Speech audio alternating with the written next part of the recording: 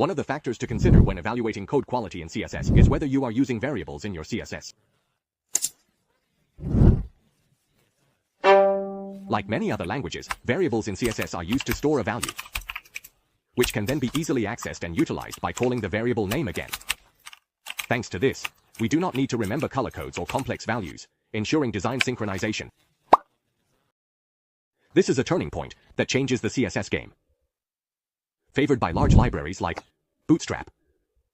In fact, when using CSS variables, we operate at a higher level. That is the property variable. Today, I will help everyone fully master this feature, especially the knowledge I will share at the end of the video, which is particularly unique and cannot be found anywhere else. So please keep watching until the end. First, let's understand the variables in CSS and their drawbacks. Here is a nuclear element. Usually, if I want to change the background color, I just need to use the background color property with the color code I want. However, in a specific project, we need to use this color code multiple times. So to make it easier to remember, I will declare a variable name, danger color, that can be used throughout the entire page. From now on, when I need to use this color code, I just need to use the var function with the corresponding variable name. When the variable value changes, the color of the box element will change accordingly. This is how to use variables in CSS. Now let's take a look at its disadvantages. When using CSS variables, there is a feature called inheritance that can help change the value of the variable. In other words, if the initial value of that variable is blue, we can still change the value of this variable to another color in a smaller scope. For example, I would change it to red, but on the main element, if I continue to change it to yellow, the box element will turn yellow. Because of this, the main element is closer to the box tag. So what? Is this a good thing?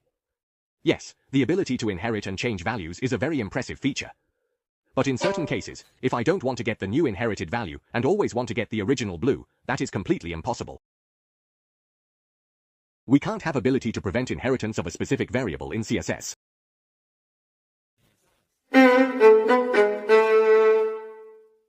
The initial default value for the danger color is a color code used to color the background of the box, right? If the user simply changes its value to another color code, there is nothing more to say. But if the user changes the value of this variable to 50 pixels, at this point, the value of the variable is no longer a color, which causes the background color of the box element to be disrupted. According to this code, the value of the background color is 50 pixels, which is completely invalid because the new value is a length unit, not a color.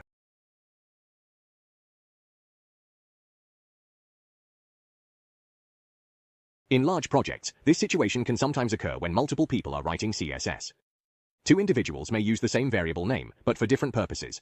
This can inadvertently cause other people's code to crash, as the changed value is invalid for that property. And this is the second drawback. Variables in CSS cannot check input, and will accept any set value. This is the reason for the birth of properties in CSS. When using CSS properties, variables can be declared as follows. Using property symbol variable names internally will include their default settings. First, I will set it up in a way similar to creating a normal variable. The syntax accepts specific types of values during updates. The asterisk character is used to indicate that all values are accepted. Inheritance is set to default, which has always allowed for inheritance. Finally, what about the initial value? First, let's talk about inheritance. By default, its inheritance is exactly the same as that of regular variable declarations. The value received by the box tag will be the most recently changed variable value. But if we do not want this box tag to inherit the dangerous color values, we should always use the original default value. So we just need to change true to false. At this point, the inheritance feature is disabled. In cases where inheritance allows the variable value to change, we all know that this variable is used to contain color codes, right? However, during updates, if the user changes the value of the variable to a non-color value, this will affect the related code type. For example, this background color will change to a background color of 500 pixels, which is an invalid value. This can lead to design breaks or severe damage. So how can we prevent this? How can we check if the input is valid and only use that value as the new variable value when it is valid? It's very simple. Just replace the asterisk character in the CSS property syntax with a color. The system will only accept color codes as the new value at this time. If it is not a color code, it will not be accepted and will retain the original default value.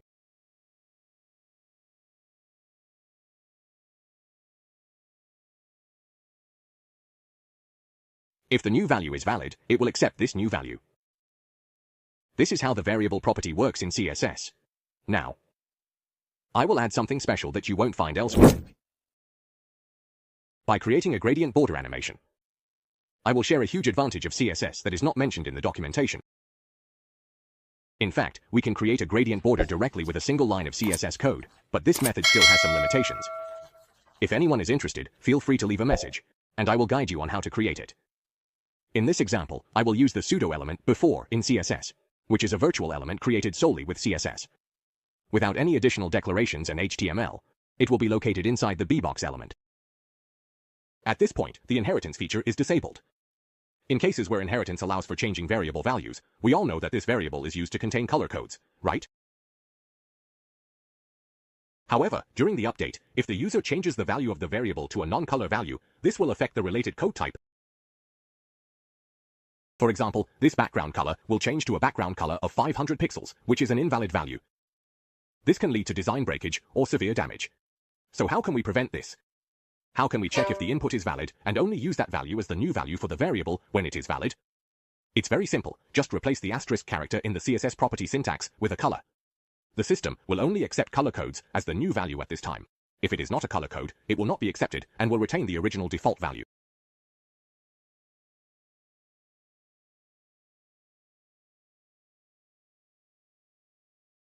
If the new value is valid, it will accept this new value. This is how the variable property works in CSS. Now, I will add something special that you won't find elsewhere.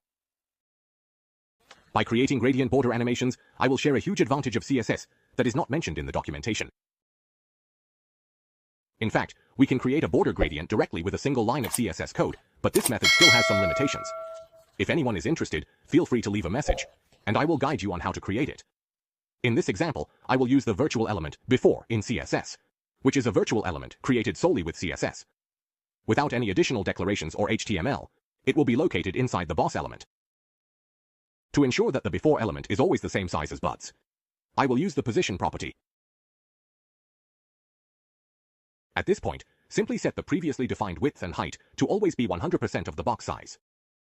I will temporarily move it to the right for easier viewing. Create a circular gradient background effect using the border radius value inherited from the box element. In CSS, we have conical gradients, where 0 degrees is the position where the gradient is first filled. Then there will be a list of colors that we want to create the gradient with. Yes, we just need to change the angle value in the conical gradient.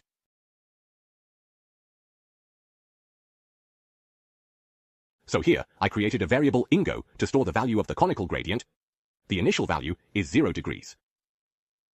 When this element runs an animation called auto-rotate, then the value of this variable angle will increase, causing the position in the conical gradient to change, thereby creating a rotation animation. But it is not that this transformation failed to produce the rotation animation I wanted. Instead, the rotation angle of the conical gradient instantly changes to 180 degrees, rather than creating a gradual rotation. This is the biggest drawback when using variables in CSS. But can this error be fixed if I declare this angle variable with a property now? What if we set this variable to a default value? Animations will not occur.